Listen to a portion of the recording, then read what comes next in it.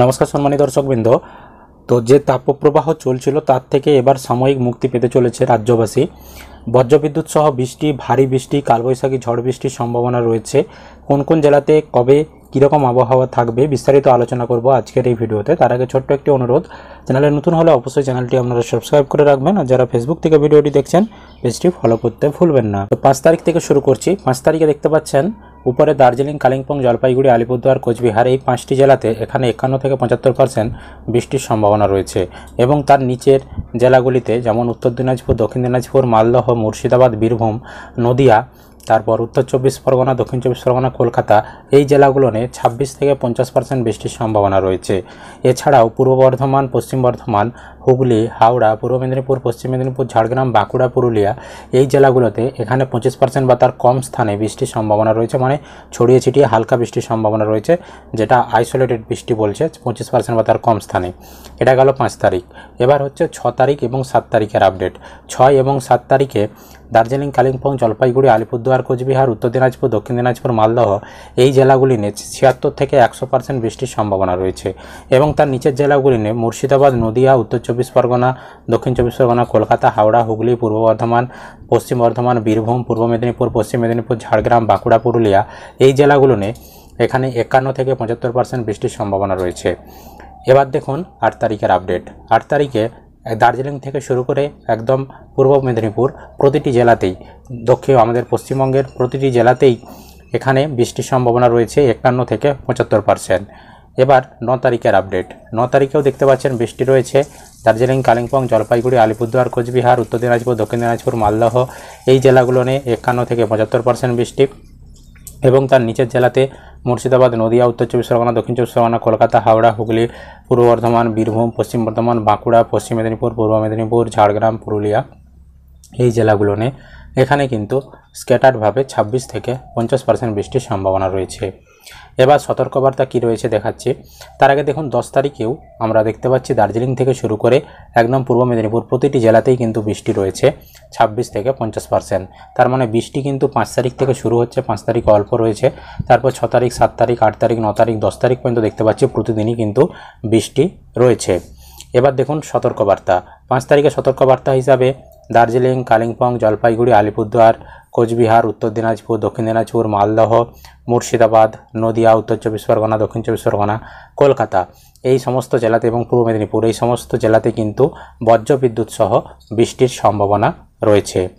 এবং এখানে দেখুন এবার ঝোড়ো হাওয়া, ঝোড়ো হাওয়া 30 থেকে 40 কিমি গতিবেগে ঝোড়ো হাওয়ার সম্ভাবনা দার্জিলিং, কালিম্পং, উত্তর দিনাজপুর, দক্ষিণ দিনাজপুর, মালদহ, তারপর বীরভূম, মুর্শিদাবাদ, নদিয়া এই জেলাতে রয়েছে।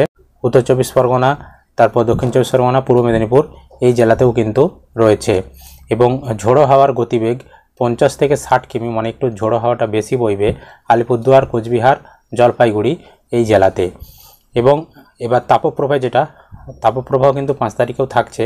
5 তারিখে তাপপ্রবাহের সতর্কবার্তা মুর্শিদাবাদে রয়েছে, তারপর পূর্ব বর্ধমান এবং পশ্চিম বর্ধমান, বীরভূম, পূর্ব মেদিনীপুর, পশ্চিম মেদিনীপুর, ঝাড়গ্রাম এই সমস্ত জেলাতে রয়েছে। এছাড়াও উষ্ণ এবং আর্দ্র আবহাওয়া সতর্কবার্তা পুরুলিয়াতে রয়েছে। এছাড়াও এখানে হুগলিতে রয়েছে, কলকাতাতে রয়েছে এবং দক্ষিণ 24 পরগনা, পূর্ব মেদিনীপুর এবং উত্তর 24 পরগনা এই জেলাগুলো নিয়ে কিন্তু রয়েছে। এটা গেল 5 তারিখ। এবার দেখুন 6 তারিখের আপডেট। 6 তারিখে কিন্তু বৃষ্টিপাতটা একটু বেড়ে যাচ্ছে।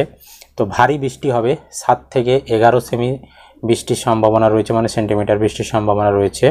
এখানে বীরভূমে ভারী বৃষ্টি, মুর্শিদাবাদে ভারী বৃষ্টি রয়েছে। এছাড়াও কালবৈশাখী ঝড় 50 থেকে 60 কিমি প্রতি ঘন্টা বেগে হওয়ার সম্ভাবনা, কালবৈশাখীর সম্ভাবনা মুর্শিদাবাদ, নদিয়া, উত্তর 24 পরগনা, দক্ষিণ 24 পরগনা, হাওড়া, হুগলি, পূর্ব বর্ধমান, পশ্চিম বর্ধমান এখানে কিন্তু রয়েছে।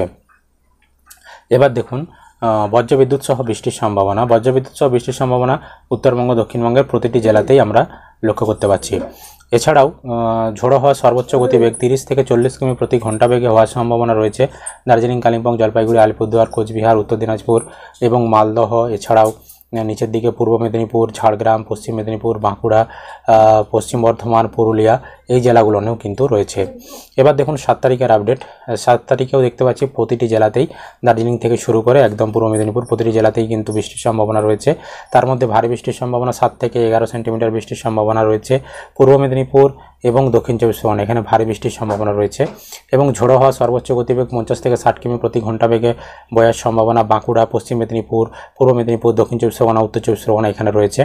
এছাড়াও ঝোড়ো হওয়া সর্বোচ্চ গতিবেগ 30 থেকে 40 কিমি প্রতি ঘন্টা বেগে হওয়ার সম্ভাবনা রয়েছে দার্জিলিং, কালিম্পং, জলপাইগুড়ি, আলিপুরদুয়ার, কোচবিহার, উত্তর দিনাজপুর, দক্ষিণ দিনাজপুর, মালদহ, মুর্শিদাবাদ, নদিয়া, এছাড়াও কলকাতা, হাওড়া, হুগলি, পূর্ব বর্ধমান, বীরভূম, পশ্চিম বর্ধমান, তারপর পশ্চিম মেদিনীপুর এবং পুরুলিয়া, এই জেলাগুলো নেই।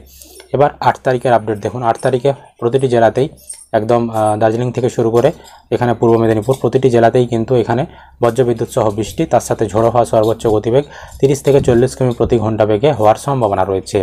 এবার টেম্পারেচারের কথায় যদি আসি, 5 তারিখে টেম্পারেচার মোটামুটি বেশিই থাকছে, 40-40-এর আশেপাশেই থাকছে। 5 তারিখে এরকম টেম্পারেচার কমছে না, এখানে দেখতে পাচ্ছেন 41, 40, 40, 38 আলিপুরে, হাওড়াতে 39, এরকম দীঘাতে 37, এরকম কিন্তু টেম্পারেচার থাকছে। এটা হচ্ছে আপনার 5 তারিখে। এবং উপরের দিকে মালদাতে 38, জলপাইগুড়িতে 33, কোচবিহারে 34 এবং শিলিগুড়িতে 35, দার্জিলিংয়ে 18 ডিগ্রি এরকম কিন্তু তাপমাত্রা আমরা দেখতে পাচ্ছি 5 তারিখে থাকছে। কিন্তু 6 তারিখ থেকে দেখুন তাপমাত্রা অনেকটাই কমে যাচ্ছে। এবার মেদিনীপুরে 39 সর্বোচ্চ তাপমাত্রা, বিষ্ণুপুরে 38, পুরুলিয়াতে 38, শান্তিনিকেতনে 38, শ্রীনিকেতনে 38, হাওড়াতে 37, আলিপুরে 36, দীঘাতে 35, দমদমে 38, কৃষ্ণনগরে 38, বহরমপুরে 37, মুর্শিদাবাদে 37, মালদাতে 36, জলপাইগুড়িতে 32, কোচবিহারে 33, শিলিগুড়িতে 34 এবং দার্জিলিংয়ে 16 ডিগ্রি তাপমাত্রা চলে যাচ্ছে 6 তারিখের আপডেটে। এবং 7 তারিখে যদি দেখি, 7 তারিখে আরও কিন্তু তাপমাত্রা কমে যাচ্ছে। মেদিনীপুরে 38, বিষ্ণুপুরে 36, পুরুলিয়াতে 36, আসানসোলে 37, শান্তিনিকেতনে 35, শ্রীনিকেতনে 35, বর্ধমানে 36, হাওড়াতে 36, আলিপুরে 35, ডায়মন্ড হারবারে 35, দীঘাতে 33, অশোকনগরে 35, সল্টলেকে 35, দমদমে 36, কৃষ্ণনগরে 36, বহরমপুরে 35, মুর্শিদাবাদে 35, মালদাতে 34, জলপাইগুড়িতে 32, কোচবিহারে 33, শিলিগুড়িতে 34 এবং দার্জিলিংয়ে 16 ডিগ্রিতে পৌঁছে যাচ্ছে।